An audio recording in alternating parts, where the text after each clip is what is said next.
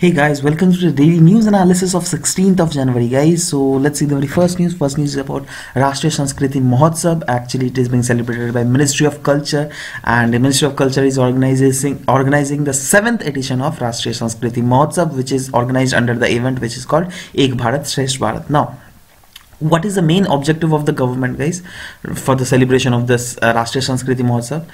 A government actually want to showcase India's unity in diversity. You know that India is made up of different caste, creed, culture, people, and everything, how they are living at a unitely, right? So through this Rashtriya Sanskriti Mahotsav, this will be showcased, all right, and fusion of different art forms, whether it be classical or folk or music or dance, this everything will be showcased. Theaters to literature and visual arts will also be showcased under this Rashtriya Sanskriti Mahotsav, and I'll be giving you a glimpse of that, what is actually like this kind of culture will be showcased, right? So also, guys, the handloom and handicraft industries of different regions of India will also come under this event and take part in it, and promote their handicraft talents, right? And food festivals will be organized under this event, under which different partnering states will come and showcase what is the cuisine of their states and all, right? So now let's see that what is this Ek Bharat Shresth Bharat, under which this event is being organized. So actually the aim of this Ek Bharat and Shresth Bharat is that the government wants to make engagement of people from different states and union territories, because these are kind of platforms through which there occurs enhancement in mutual understanding and bonding between peoples from the diverse culture, right? Because under this Rashtriya Sanskriti Mahotsav, since there is fusion of different art forms, classic forms, folk forms from different regions of India, so every kind of people will come up in a single platform, and they will get to know the culture of different other regions, right? So that is what the aim of this Ek Bharat Shresth Bharat also. Next news is about a Havre, basically, guys. So what is it? It is the world's largest deep ocean volcanic eruption, which has recently happened in New Zealand, and it has been confirmed by the researchers. So it was first discovered on the year 2002, but in the year 2020 a solidified volcanic rock has been found floating over the ocean in the northern New Zealand, and this has been found in this region, guys. So here is the location of Havre volcano, which is inside this sea, right? So it is being said by the researchers who have found this Havre volcanic eruption that this is an underwater eruption, and it has a massive huge 14 aligned vents which are covering all over the Pacific belt, right? But that has not been shown in the figure though, but still being the relevant figure I've got for you, I thought of discussing it with you, right? So yeah, this is the location of Havre volcano, guys. You can see the northern region of New Zealand, right? Now they can very much ask you this same question in your prelims paper also, so just remember that in which ocean it is, like it is in Southwest Pacific Ocean, right? Then it is in the north of which country, right? It is in north of New Zealand country. So these kind of information we should remember, and also this is important information for geography options students, guys. Next news is about Mahadayi river water issue. First of all, see the location of Mahadayi river water. From where it originates, guys? It originates from Karnataka, right? Now there actually is being rogue that is been going on between three states, Goa, Karnataka and Maharashtra, for sharing this sharing the water of this Mahadayi river.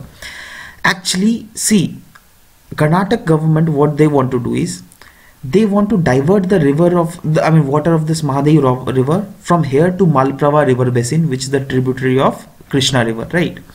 Now they want to do it for their farmers, because they are telling that if this is being done, then the farmers of the Malaprava region, whosoever, they might be getting benefited. Also the quantity of river in Malaprava water, quantity of water in Malaprava river will get increased, right? But Goa government is telling that we don't want you to divert this water, because see, we are lying in the low stream areas, right? So basically what will happen is the water level of our regions will get reduced. also guys, the whatever is being the flora is nearby this water region, that might get affected. So we won't let you to divert this river to Malaprabha river basin, right? Now, why this is an issue, so much huge issue? Because see, recently it has been said that by February, the tribunal which has been set up for resolving the issue of this Mandavi river, so they will be giving their final verdict. But Karnataka government don't want that verdict to come now because of the elections, right? Because if they are saying that if this doesn't comes in favor of the Karnataka government, then the election results might get diverted towards the other party, right? So that's why Karnataka government is opposing it. So yeah, that's why this was the news, guys. Next news is a very good and innovative news. Basically, actually, the Sikkim government has allowed the people to forge a fraternal ties with trees to save the trees, right, from getting deforested. So basically, for this, they have come up with an act which is called Sikkim Forestry Amity and Reverence Rules 2017, under which the government of Sikkim has come up with unique way of preserving the trees by encouraging people to forge a relationship of either brotherhood or sisterhood or any other kind of relationship, like the relationship which is being maintained between the parents and an adopted child, right? So that kind of relationship can also be maintained with the trees, right, under the local cultural practice which is called meet or mitini, right? So yeah, it is being said that a person can also adopt a tree as if it was his or her own child, right? Means likewise, you are adopted your child, you can adopt a tree also. And they have even given more innovative way to adopt a tree. They are telling that another way to forge a relationship with trees is by preserving a tree in the remembrance of a departed relative. Means those kind of those relatives who's no more in this world, so you can on the name of him or her, you can adopt those trees. So if an individual is adopting trees in their own land, then that's very fine. But if that tree is not in their own land, and if they want to adopt a tree from different region, like whether that may be a public land or a private land which is owned by different owner, so what in case of a private land which is owned by different owner, what you can do is you can make an agreement with the owner of that land that this tree is mine, right? And you just have to give the remuneration of the value of the timber, right? I mean, every legal documents you can sign with him, and that is the way from which you can adopt that tree, right? And in case that tree is in public land, then what you can do is you can consult with the said department of the government and who is in authority of that land, and they will you can make agreement with them. So this is a very innovative, indeed a very good thing to how to conserve environment. And you can write in fact the 4 points from this article in your mains answer. Yeah, it's your mains. So yeah, in article, guys, there was given a few informations about the factual data actually from the Forest Survey of India in 2015, where in the case of all average India, if you see, then it's only 23% forest cover we have, right? But in case of Sikkim, it's 47.80%. And with that 47.80%, if Sikkim government is coming with such an innovative law, then it must be laudable. And you can write that other states might also follow the footsteps of what has been followed by Sikkim government, right? And other fact was given that Sikkim government has also given tag of heritage tree for the trees, for the 21 trees whose girth, that is whose circumference is 25 feet, and for 32 trees whose circumference is between 20 to 25 feet circumference, right? So those trees has been already recognized as a heritage tree by the government of Sikkim, and they are getting governmental protections. But from this legislation, Sikkim government want to encourage the normal people to come up like this, and they have to adopt the trees so that in future trees don't get deforested from at least Sikkim region, right? Next news is about international workshop on disaster resilient infrastructure. Actually, the Union Minister, that is Rajnath Singh, has inaugurated this function, and it is a 2-day workshop which is being organized by National Disaster Management Authority as well as in collaboration with United Nations Office for Disaster Risk Reduction.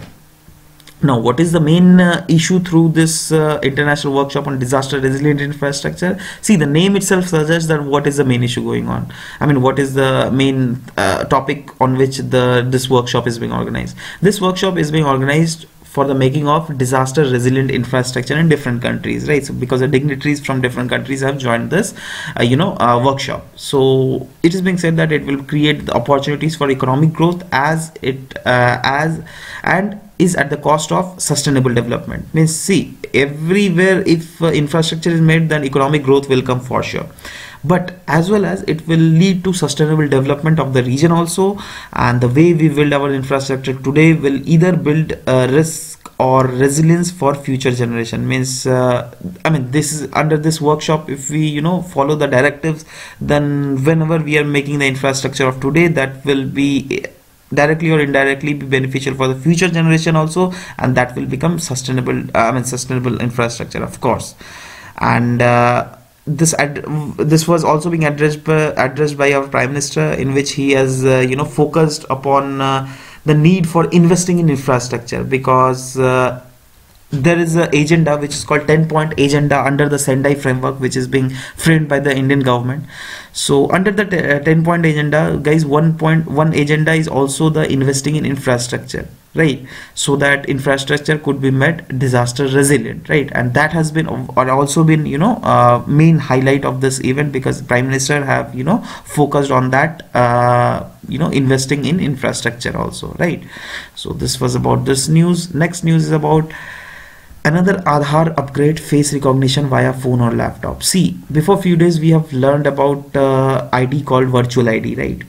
Actually, huge cases of Aadhaar violations were being reported. So the UIDAI has come up with this virtual ID phenomena, which was on temporary basis, and in which the UIDAI has said that that virtual ID will be on a temporary basis, like within 1 year there will be many virtual IDs that will be allocated to the the Aadhaar holder, right? Through which you don't have to give your Aadhaar number to any shops. You just have to give that virtual ID, and that virtual ID will suffice.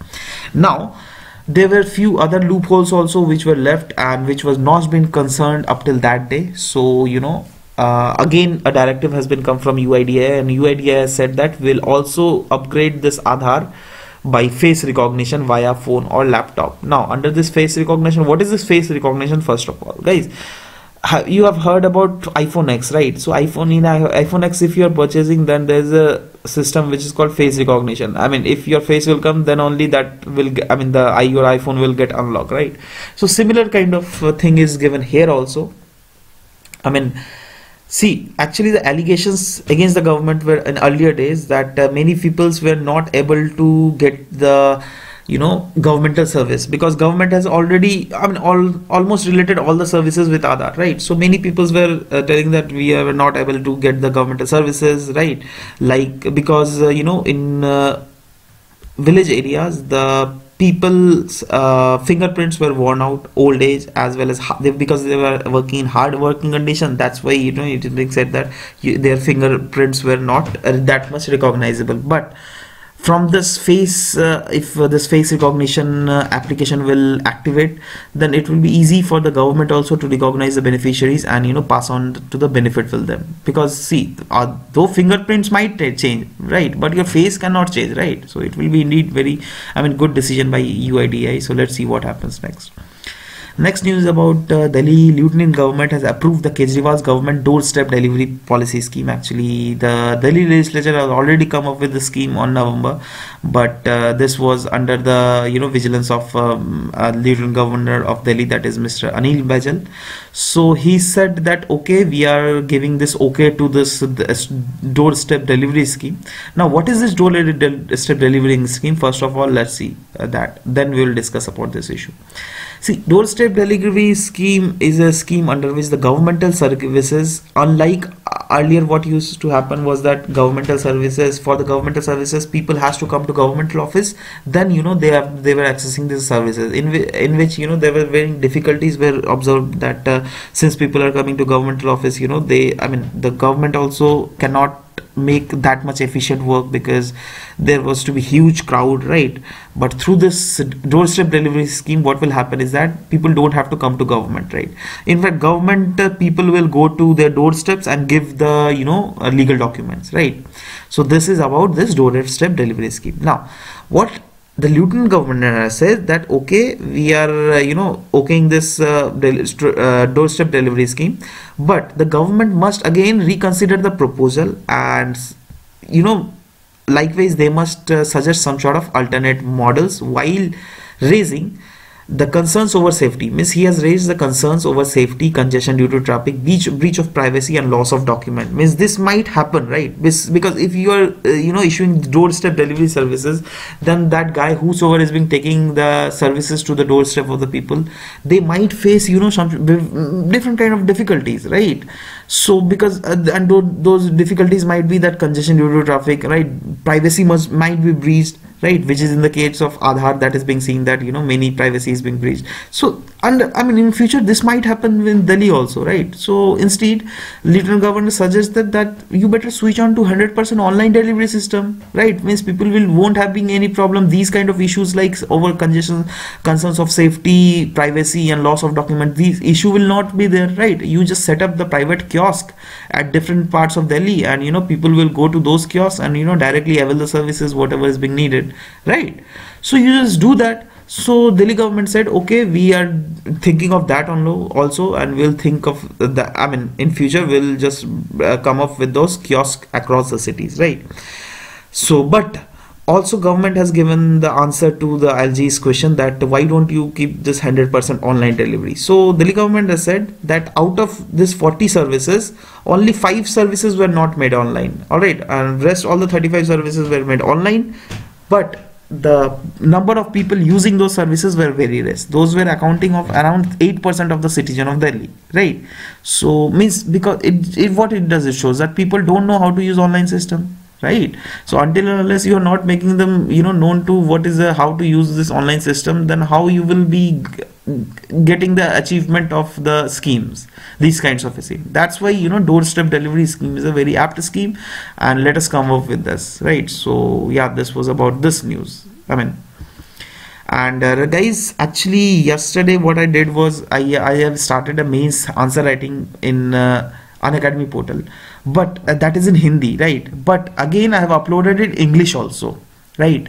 So a very good news for you all guys. Actually I didn't uploaded it because earlier I thought that English people won't see it, but anyways I guess that you will be seeing it. So this is for you, right?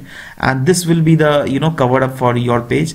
And for Hindi people guys, I mean for the Hindi language, whosoever is been comfortable with Hindi language, you can look onto this thing. And for English all people also, I mean I've made the same course in English also, just the content is totally same. That's why I'm uploading the PDFs of all these contents in my Telegram link. You can get it, you can just click Shubhodip study materials and you will be getting the Telegram link for all the PDFs whatever I uploaded regarding the mains answer writing. As well as guys, from 1st January to 14th January, that is for the first 2 weeks, I'll be uploading the PDFs of current affairs in my Telegram link by today evening, right? So just stay tuned to it.